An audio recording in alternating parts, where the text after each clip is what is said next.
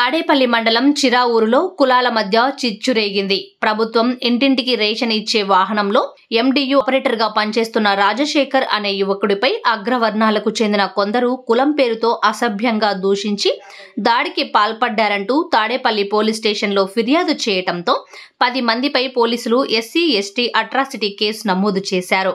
ఈ నేపథ్యంలో తాడేపల్లి పోలీస్ స్టేషన్లో ఫిర్యాదు చేసిన అనంతరం ఎండియు ఆపరేటర్ గా రాజశేఖర్ మాట్లాడుతూ వివాదానికి దారితీసిన ఉదంతాన్ని మీడియాకు తెలిపారు. నా పేరు మొండితోక రాజశేఖర్, చిరావూరు, తాడేపల్లి మండలం, గుంటూరు జిల్లా. నేను చిరావూరులో ఎండియు ఆపరేటర్గా గత సంవత్సరం నుంచి 2023 జనవరి నుంచి వర్క్లో విధుల్లో నిర్వహిస్తున్నాను.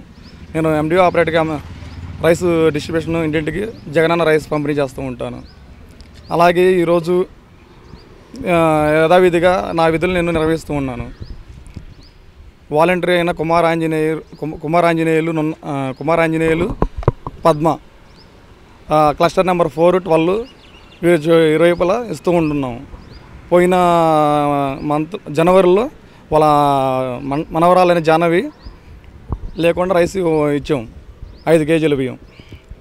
వాళ్ళ ధనికుల ప్రమీల రాణి అలా అమ్మమ్మ తీసుకుంది రైసు. మేము అలా ఇవ్వకూడదు, మనిషి లేకుండా వాలంటరీ లేకుండా వ్యక్తి కార్డుదారుని లేకుండా మేము అలా ఇవ్వకూడదు అన్నాం. అమ్మాయి స్కూల్కి వెళ్ళిందని చెప్పారు. సర్లే ఆడపిల్లలే అని మేము ఇచ్చాము.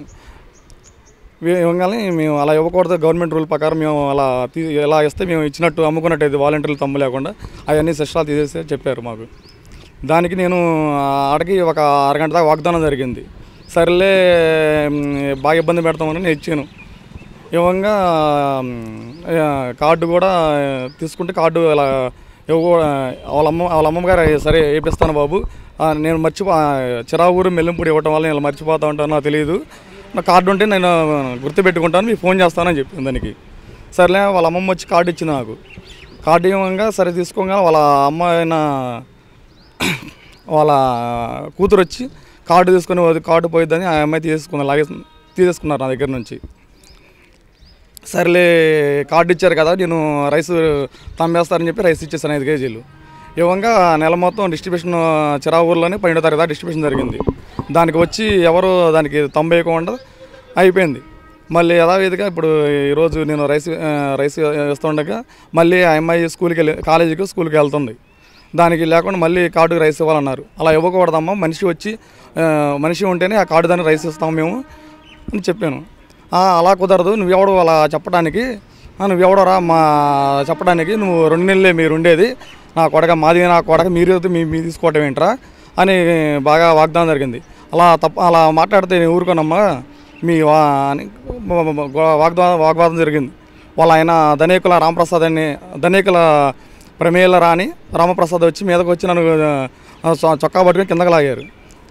అది చుట్టుపక్కల చూస్తున్న వాళ్ళు పోకల సత్యనారాయణ అది అలా చేయకూడదమ్మా, అదేంది మీరు ప్రవహించేది మంచిది కదా, బాగా చేయకూడదు, అలా చేయకూడదు ఆ అబ్బాయిని, అది ఏమంటే నా పైలకి కంప్లైంట్ పెట్టుకోవాలి, ఆ అబ్బాయి తప్పే ఉంది అని ఆయన అడ్డగించాడు. అయినా ఊరుకోలేదు వాళ్ళు, నువ్వెవడో చెప్పడం నేను పక్క వెళ్ళిపోమని చెప్పారు. సరేలే అని చెప్పేసి ఇంకా ధనికుల శ్రీకాంత్, ధనికుల అరుణ, ధనికుల హర్ష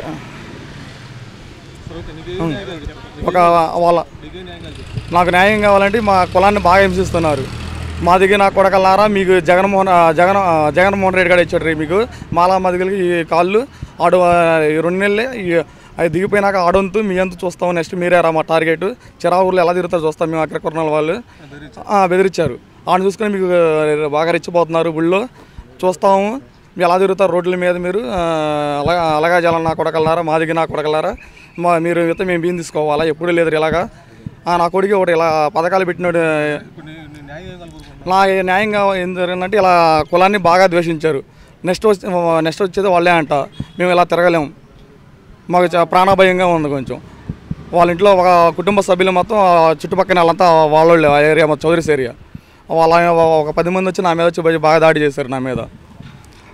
చేస్తూ ఉండే లాయర్ బాజీ గారు వీళ్ళంతా మెయిన్ రోడ్డు వాటర్ ట్యాంక్ నుంచి వెళ్తాడని నన్ను చూశారు. వేంద్ర గొడవని ఆపాడు.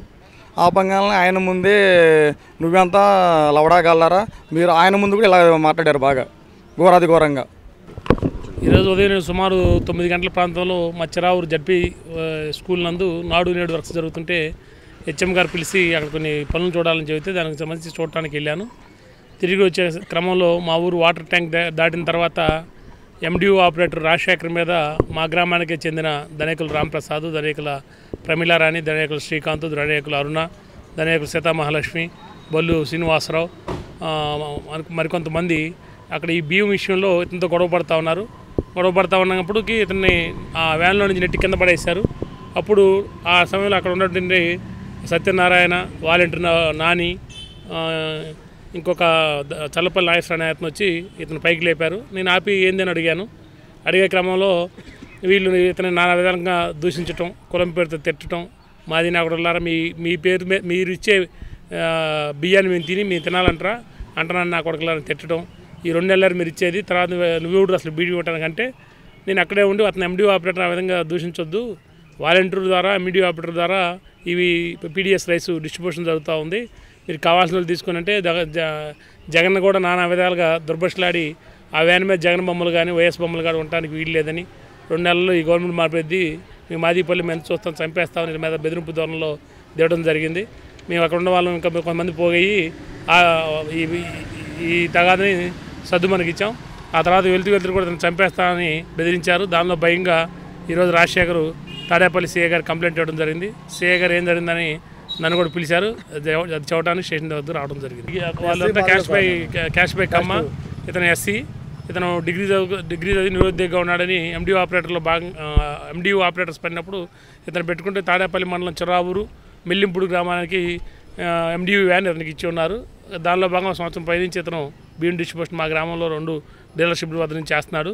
వాళ్ళు ఏంటంటే ముఖ్యంగా ద్వేషం ఏంటంటే ఇతను రైస్ డిస్ట్రిబ్యూషన్ చేస్తున్నప్పుడు లాస్ట్ మంత్లో వాళ్ళ మనవరాలకు సంబంధించిన బొల్లు జ్ఞాహనే అమ్మాయి బియ్యానికి సంబంధించి బయోమెట్రిక్ వేయకుండా మేము వేపిస్తామని చెప్పి బియ్యం తీసుకుందంట.